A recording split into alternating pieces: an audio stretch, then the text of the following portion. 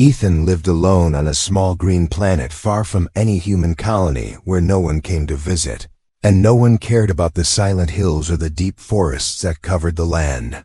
And he liked it that way because his life was quiet and simple, and he needed nothing more than the air he breathed and the food he grew with his own hands each day. He woke every morning to the soft light of twin suns rising over the horizon, and he would walk out of the small wooden cabin he had built years ago and look at the wide valley below, where mist curled like white ribbons around the trees and the sound of distant rivers filled the air. He would take a deep breath and tell himself that peace like this was rare and precious, and he would not trade it for anything, even though the silence often felt heavier than he wanted to admit. Ethan spent his days tending a small patch of crops behind the cabin and setting traps in the forest for small game, and sometimes he would fish in the lake nearby, whose waters were so clear that he could see every stone at the bottom. He did not need much to survive, and he had learned long ago how to make do with little. He wore the same simple clothes every day and repaired them with patches when they tore, and he cooked his meals over a fire that crackled softly in the stone hearth of the cabin. There was a routine to it all, and the routine gave him comfort, because it kept him from thinking too much about the life he had left behind on the crowded human worlds where he had once worked and dreamed, and lost so much that the weight of it had driven him far away. Sometimes when night came and the sky turned black and full of stars, he would sit outside and look at the endless expanse above him and wonder if anyone remembered him or if the universe had already forgotten his name. He would watch the constellations until his eyes grew heavy, and then he would retreat inside to sleep on a rough bed he had made from branches and woven cloth. This was his life, and he believed it would never change because nothing ever changed out here, and he had made his peace with that long ago. But change often comes when one least expects it, and that night it came as a streak of bright light tearing across the dark sky so fast that Ethan thought for a moment it must be a shooting star, but the light did not fade as a star would. Instead it grew brighter and larger as if it were falling towards the forest in the distance. Ethan stood outside the cabin and watched it disappear behind the trees with a faint roar that echoed in the hills, and then the night was silent again. He waited for an explosion or the trembling of the ground, but none came, and after a while, he told himself it was nothing to worry about and went inside, though sleep would not come easily. The next morning the sun rose warm and gentle, but Ethan woke with a strange unease crawling through him, as though the forest itself was holding its breath. He stepped outside, and the first thing he saw was a trail of footprints in the soft earth, leading away from the edge of the forest towards the stream. He crouched to examine them and felt his heart quicken, because they were not his footprints, nor were they made by any animal he knew. They were too large and too precise, and the shape was unfamiliar, almost elegant, as though whoever had made them walked with a purpose and a grace that unsettled him. Ethan followed the prints a little way until they vanished at the stream where the water bubbled and shimmered with sunlight. He looked around but saw no one, and he felt the forest pressing close and alive with sounds of birds and wind in the leaves.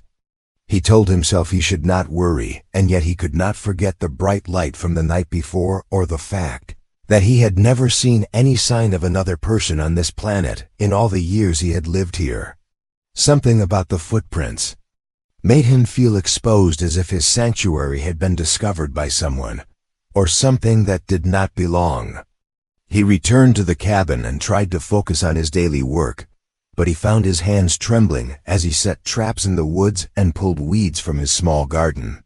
He glanced often towards the trees, expecting to see a shadow or a figure watching him from the distance, but there was nothing, only the usual quiet hum of life in the forest. Still, the unease stayed with him until the sun began to sink and paint the sky orange and gold, and he decided he could no longer ignore it. That evening he packed a small satchel with water and a knife and a coil of rope, and set off deeper into the forest, following the direction where the light had fallen. He walked for hours through thick undergrowth and tall trees whose branches twisted high above his head, until at last he came to a clearing where the ground was torn and blackened as if by great heat. In the center lay twisted shards of metal and smoldering wreckage that could only have come from a ship, though it was smaller and more delicate than any vessel Ethan had ever seen. He approached slowly, his heart hammering as he saw strange symbols etched into the remaining pieces and faint blue sparks dancing along wires and panels. Then he heard it, a soft sound like a breath, and he turned sharply and saw her lying half hidden among the wreckage. She was unlike any being he had ever encountered, tall and slender, with shimmering skin that seemed to glow faintly in the dim light, her features delicate and almost otherworldly. Her eyes were closed and her body was covered in wounds and torn fabric that looked like royal garments, though he could not be sure.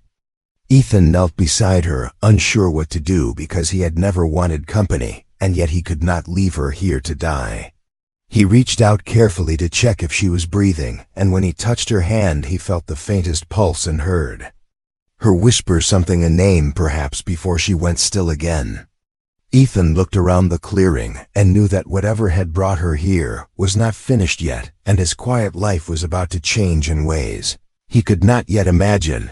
Ethan hesitated for a long moment as he knelt beside the mysterious woman lying among the wreckage of the strange vessel, because he knew his quiet life would no longer be the same the moment he decided to help her, but he could not bring himself to walk away from someone who was so clearly helpless and near death.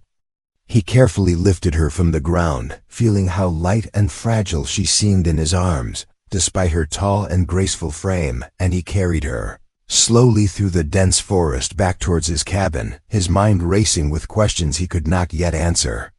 Her faint glowing skin brushed against his rough clothes, and he could feel the heat of her fevered body, even through the fabric, as if she were clinging to life by the smallest thread, and he knew that, if he did nothing, she would not survive the night. The forest was silent around him as he moved through it with the woman in his arms, and each sound of rustling leaves or snapping branches made him glance over his shoulder, because he could not shake the feeling that something was following them. He had no way of knowing if others had been aboard the ship, or if those who had caused it to fall from the sky might still be searching for her, but the thought unsettled him deeply. At last, after what felt like hours, he stepped out of the trees and saw his small cabin standing in the fading light of evening, and he hurried inside, laying the woman gently on his bed. He quickly gathered what little medical supplies he had, which were not much, only some clean cloth water, a few herbs, and old antiseptic packs he had traded for years ago before he left the human colonies. He cleaned the cuts and burns on her arms and face, working carefully so as not to hurt her, though she never stirred except for a faint wince when he touched one of the deeper wounds. Her breathing was shallow and uneven, and Ethan worried she might not last the night, but he refused to give up on her. He covered her with a warm blanket and sat by her side, listening to the wind outside and wondering who she was and why she had come to this forgotten world.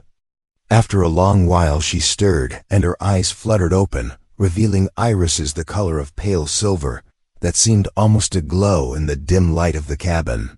She looked at him with confusion and fear, as if she did not know where she was, and for a moment Ethan thought she might lash out, but then her voice came soft and weak, asking in a language he could barely understand if she was safe. Ethan nodded slowly and told her she was safe now and that she needed to rest, but she struggled to sit up and shook her head as though safety was a luxury she could not afford. She spoke again, this time in halting words that were closer to his language, though her accent was strange and musical, and Ethan understood enough to piece together that her name was Lyra, and she was fleeing from enemies who would not stop until they found her.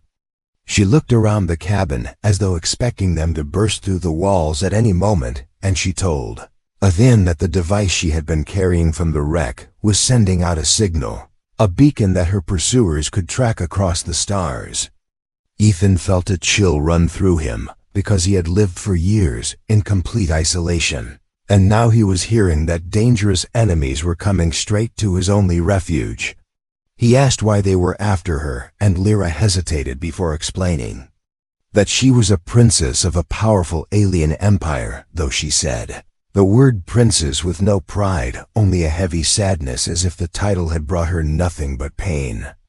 She told him that a rival faction had staged a coup, and that they wanted her dead, because she was the last surviving member of her royal line, and the rightful heir to the throne. As she spoke, Ethan could see the fear and exhaustion in her eyes, and though part of him wanted to tell her to leave before her presence brought death to his doorstep, another part of him felt an old forgotten spark of compassion and duty stirring inside. He knew what it was to lose everything and to have nowhere left to go, and he could not abandon her, no matter how dangerous it might become. He told her she should stay here at least until her wounds healed, and he would help her in any way he could, though he was only one man living with no advanced technology or weapons beyond a hunting rifle and a few traps in the forest. Lyra gave a faint smile that seemed to hold both gratitude and sorrow, and she whispered that she did not deserve his kindness. But Ethan ignored her words and turned his attention to the small blinking device she had mentioned. It was a sleek metallic object, with glowing lines etched across its surface, and it emitted a soft pulse of light every few seconds like a heartbeat. Ethan could not tell how to turn it off, and Lyra warned him that if they destroyed it, the enemies would still know its last location, so they would need to prepare for the worst. That night, as the twin moons rose high over the valley, Ethan sat outside the cabin with his rifle across his knees, and his eyes scanning the forest for any sign of movement. He felt the weight of his decision pressing down on him, because he had spent so many years building a life of peace far from the chaos of the galaxy, only to be pulled back into danger by a single choice to help a stranger. Yet as he thought of Lyra sleeping inside and the way she had looked at him with trust, he could not bring himself to regret it. When dawn came, he began to prepare the cabin and the surrounding forest for the possibility of an attack. He reinforced the doors and windows with heavy planks and dug shallow pits where he could place sharpened stakes or hidden snares. Lyra insisted on helping, though she was still weak, and he was surprised at her determination and skill, because she clearly knew how to survive, even without the luxury of her royal status. She told him that those who hunted her would not hesitate to kill him as well, and that he should leave her to face them alone. But Ethan shook his head and said that was not how humans lived. As the sun dipped low again, they stood outside the cabin together, watching the sky and waiting, because they both knew the hunters would not take long to arrive. Ethan could feel his heart pounding in his chest as he thought of what was coming, but he would not run, and he would not abandon the woman who had fallen from the stars into his life, because something deep inside told him that her fate and his were now bound together.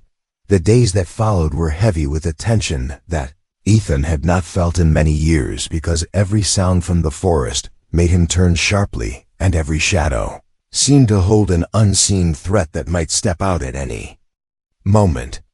He and Lyra worked side by side, fortifying the cabin and laying traps along the narrow paths that led through the trees. And though she was still recovering from her wounds, she refused to stay idle, insisting that she had to fight for her own survival. Ethan admired her determination, even as he worried that she was pushing herself too hard, but he could not deny that her presence filled the once silent cabin with a strange, new energy that he had almost forgotten how to feel. In the quiet moments when they stopped to rest, Lyra told him more about the life she had left behind among the stars, and the weight of the responsibility she had been born into. She spoke of a vast empire of many worlds connected by ancient roots and ruled by her family for generations, and how betrayal had erupted from within, leaving her as the last hope for those still loyal to the crown. Ethan listened carefully, and though much of what she described was beyond his understanding, he could hear the pain in her voice and the way her hands trembled when she spoke of the assassins who had chased her from world to world until she crashed. Here, Ethan told her little about his own past, because he found it difficult to speak of the life he had once known. but one night as they sat by the fire, she asked him why he had chosen to live alone on such a remote world. He hesitated before explaining that he had once been a soldier and later a builder, and that he had loved and lost more than he could bear, and when the grief became too much, he had walked away from everything. He said he had believed solitude would protect him from further pain, yet now he wondered if he had only been hiding from life itself. Lyra looked at him then with a softness in her silver eyes and told him that she understood, because she too had lost more than she could count. Their conversations brought them closer in a way Ethan had not expected, and he found himself thinking about her even when she was not nearby. He noticed how she smiled when she saw the sun filter through the leaves in the morning, and how she touched the walls of his cabin as if trying to memorize the feeling of safety. But just as the bond between them began to grow, the first sign of danger appeared one afternoon when Ethan spotted a flicker of light moving between the distant trees. It was a sharp, unnatural glimmer, like metal catching the sun, and he knew at once that it was not part of the forest. He quickly motioned for Lyra to hide, and they slipped into the shadowed corners of the cabin, watching through the cracks in the boards as a group of figures emerged from the forest. There were 6 of them, tall and armored in dark suits that seemed to drink in the light, and they moved with the precision of hunters who knew their prey was close. Ethan's heart thudded painfully in his chest as he recognized the weapons they carried, sleek rifles that could cut through his wooden walls as if they were paper, and he knew that if they discovered the cabin, there would be no easy escape. Lyra gripped his arm and whispered that these were the assassins she had warned him about, and that they would not stop until they killed her. She begged him to leave and save himself while he still could, but Ethan refused, shaking his head firmly because he could not abandon her now. He whispered back that humans did not walk away from those they cared about, and though she tried to argue with him, the look in his eyes silenced her. They waited in tense silence as the assassins swept through the clearing, scanning the ground for tracks and speaking in low voices that Ethan could not understand. One of the traps Ethan had laid near the edge of the clearing was triggered suddenly, with a snap of rope and a startled cry from one of the hunters, who was yanked upside down into the air. Chaos erupted as the others rushed to free him, and Ethan seized the chance to strike, using his hunting rifle to fire a single shot that struck another attacker squarely in the chest, knocking him to the ground. The forest rang with shouts and weapons fire as the assassins returned fire, and Ethan pulled Lyra back deeper into the cabin as bullets and energy bolts tore through the wooden walls. Ethan knew they could not hold out in the cabin for long, so he led Lyra through a narrow tunnel he had dug beneath the floor years ago as an escape route, and they emerged behind the cabin into the dense undergrowth. He guided her quickly towards a series of traps he had prepared further in the forest, hoping to slow their pursuers. But the assassins were relentless, and soon he could hear their heavy boots crashing through the trees behind them. Lyra stumbled as her strength faltered, and Ethan lifted her to her feet, telling her they had to keep moving, because if they stopped, they would both die. As they ran, Lyra told him through gasping breaths that there was a hidden function in the device. She carried a last resort that could disable enemy technology for a short time, but using it would burn out the device completely and leave them with no way to signal anyone for help. Ethan told her to do it if it meant they could survive, and she nodded with a grim expression, clutching the small glowing beacon tightly in her hands. They reached a narrow gorge where the ground fell away into a deep chasm, and Ethan realized they were cornered with no way across. But Lyra activated the device, and a sudden pulse of blue light rippled outward through the forest. The assassins' weapons and armor sparked and powered down, leaving them vulnerable for the first time. And Ethan took advantage of the moment by triggering the last of his traps, a line of heavy logs that swung down from the trees, knocking 2 of the attackers into the gorge below. The others scrambled to retreat, their advantage gone, and Ethan fired a warning shot that sent them fleeing back into the shadows. He stood at the edge of the gorge, breathing hard as the forest grew silent again, and Lyra leaned against him, weak but alive. Ethan knew this was not the end, because the assassins would return in greater numbers now that they knew where she was, and that he had chosen to protect her. He looked at Lyra, who met his gaze with a mixture of fear and determination, and he understood that their fight for survival had only just begun. The forest was quiet again, but Ethan knew the silence would not last, because the assassins who had fled would soon call for reinforcements, and they would return with more numbers and stronger weapons, and there would be no chance of hiding anymore. He and Lyra walked back slowly through the woods to the cabin, and Ethan could feel the weight of exhaustion pulling at his muscles, while his mind stayed sharp and restless, thinking of what they could do next. Lyra moved carefully beside him, clutching the small device that was now dead and useless after the blast that had saved them, and she looked at Ethan with an expression of guilt, as if she blamed herself for bringing so much danger to his once peaceful home. When they reached the cabin, Ethan saw how much damage the firefight had done, because holes from energy bolts marked the wooden walls, and parts of the roof had been scorched black from stray shots. He stood there for a moment, taking in the sight of the place he had built with his own hands, and realized it would not protect them anymore, but even so he would not give up. He told Lyra that they would fight if they had to, and that humans had a way of surviving, even when the odds were against them. And she looked at him with a strange light in her eyes, as though she had never met anyone who spoke with such quiet determination. The next hours were spent strengthening what little defenses remained and creating new ones using whatever materials Ethan could find. He cut down trees and sharpened thick branches into stakes that he placed in the ground around the cabin, while Lyra helped tie ropes and wires to create hidden snares and traps that would slow their enemies.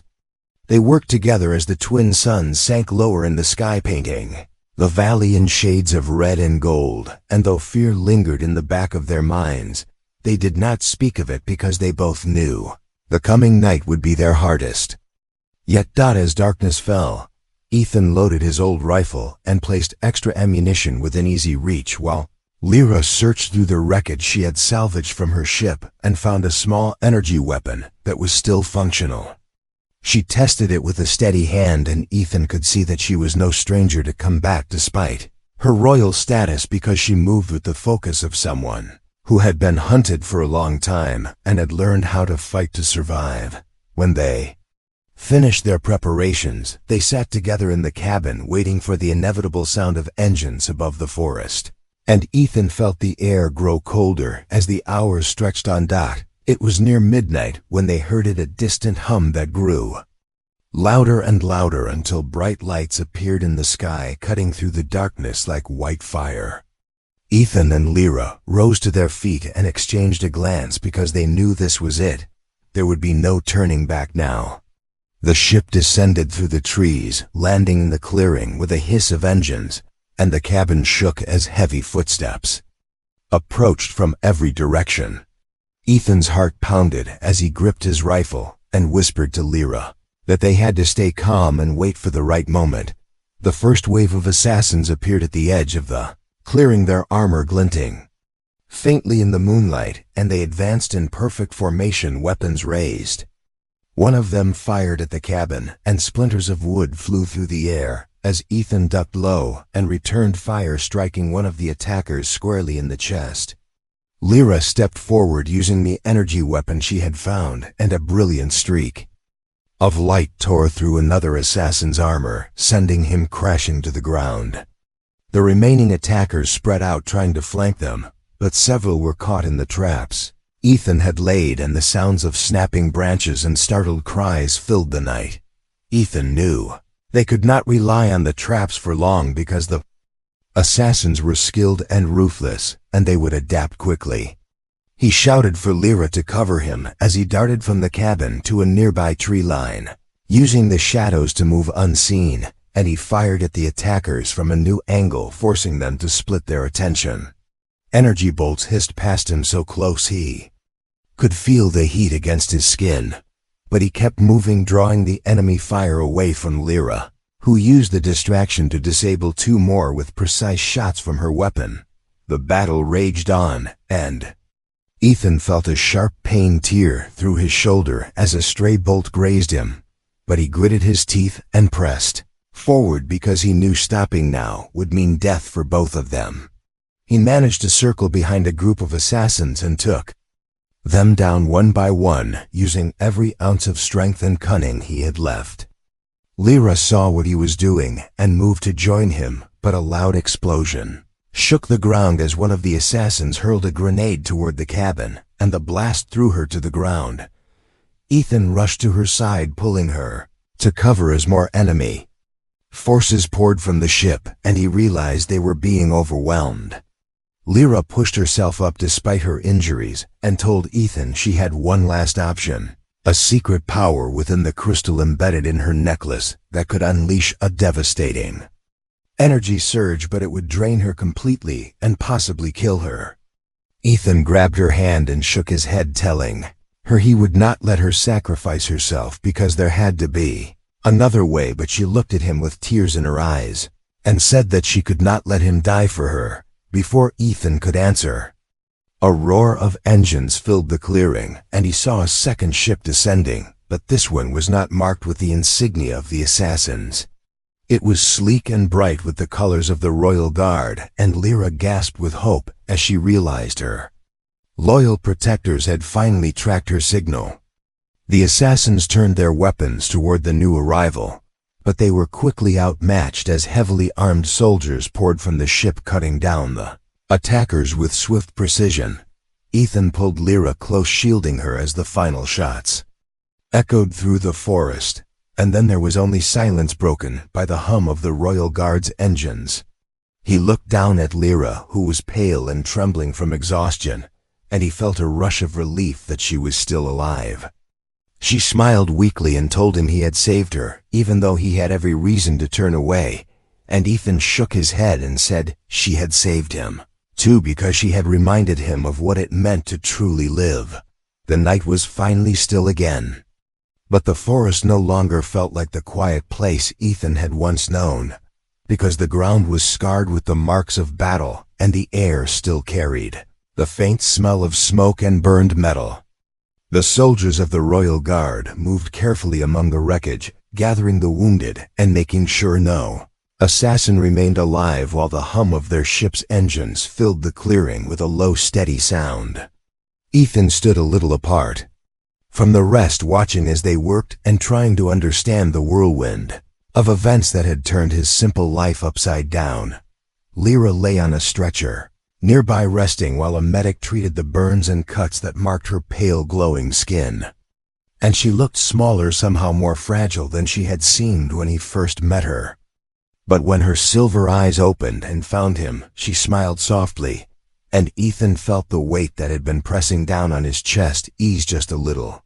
He walked over to her and knelt down at her side, and she reached for his hand, gripping it with a strength that surprised him despite how weak she looked.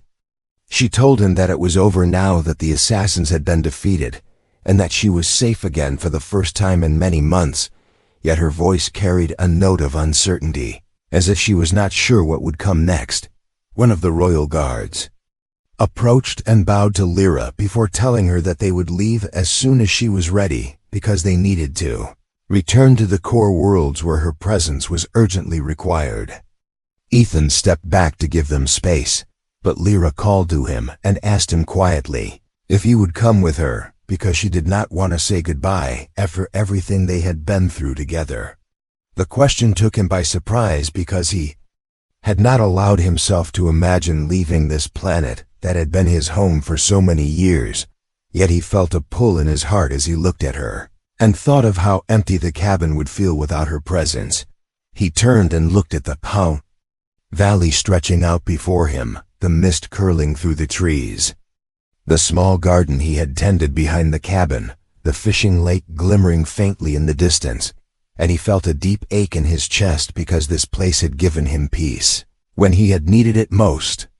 But he also remembered the loneliness that had haunted him during those years of solitude, and the way Lyra had brought warmth and purpose back into his life even in the midst of danger.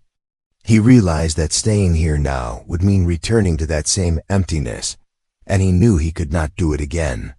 Ethan walked back to Lyra and told her that he would go with her, though he had no idea what waited for him among the stars, because he trusted her and because he wanted to see the world she had spoken of during their long nights by the fire.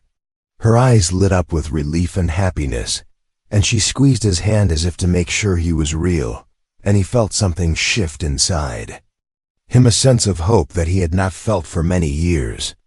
The royal guard prepared the ship for departure, and Ethan went inside the cabin one last time to gather a few things, though he found himself taking almost nothing, because he knew he was leaving this life behind. He stood in the doorway for a long moment, looking at the simple wooden walls, the tools lined neatly against the shelves, the bed where Lyra had once lain wounded and silent, and he thought of all the memories that lived in this small space. He whispered a quiet goodbye to the cabin and stepped outside to join Lyra, who was waiting for him with a gentle smile, and together they walked up the ramp into the gleaming royal ship. The engines roared to life, lifting them slowly into the sky, and Ethan felt a strange mixture of sadness and anticipation as he watched the only home he had known in years grow smaller and smaller below as the ship broke through the clouds and into the black expanse of space. Ethan sat beside Lyra and looked out at the countless stars that stretched endlessly in every direction. He asked her what would happen when they reached her people, and she told him that she would have to reclaim her place as their leader, though she did not know if she was strong enough to do it alone. Ethan told her she would not be alone anymore, and she smiled at him with gratitude shining in her eyes, because she believed his words. The royal guard moved quietly around them, giving Lyra the respect due to someone of her station, and treating Ethan with a cautious curiosity, because he was a human from a world they had never cared about. But Ethan did not mind, because he was not seeking titles or recognition. He simply wanted to be where Lyra was, and to see what life might hold now that he had chosen to step out of the shadows of his past. For the first time in years, he felt the future was not something to be feared, but something to look forward to. As they traveled through the vast darkness of space, Lyra rested her head against Ethan's shoulder and whispered that he had changed her life just as much as she had changed his, and he felt a warmth spread through him at her words. He thought of the man he had been before she arrived on his lonely world, and how different he felt now, stronger, more alive, and willing to face whatever challenges lay ahead. The stars outside seemed to glow brighter, as if welcoming them to a new beginning, and Ethan allowed himself to believe that they could build something good together, no matter how uncertain the path might be. The ship continued on its journey toward distant worlds, and Ethan knew that he would never forget the planet he had left behind, or the years he had spent there alone. But he also knew that he had made the right choice, because life was meant to be shared, not hidden away, and because some bonds were worth every risk. He looked at Lyra, who had fallen asleep beside him, her face peaceful for the first time since he had met her, and he felt a quiet happiness settle in his heart. As the royal ship slipped deeper into the stars, Ethan leaned back in his seat and closed his eyes, thinking of the endless possibilities that awaited them. He had no idea what the future would bring, but he knew one thing for certain. He was no longer a hermit, and he was no longer alone, and for the first time in a very long time, he was ready to truly live again. The end.